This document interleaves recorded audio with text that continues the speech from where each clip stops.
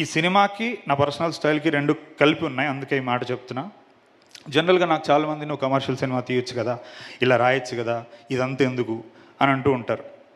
అంటే నేను రచయితకు ఒక మాట చెప్తాను.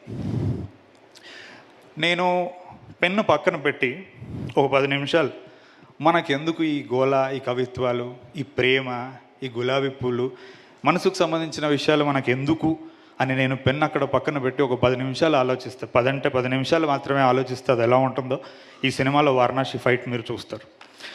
అది ఈ మాట మళ్ళీ మీరు వచ్చి ప్లే చేసుకోండి.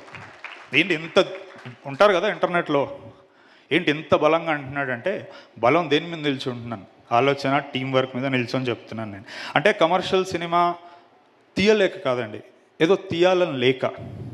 ఇప్పుడు ఇలా ఉన్నా రేపు మారుతానేమో, ఎందుకంటే ఒక ఆరాటం నాకు కవిత్వం అన్నా, మాటలన్నా. ఎందుకంటే మనిషి అంటే నేను వార్ పోయిటరీ చదివినోడిని.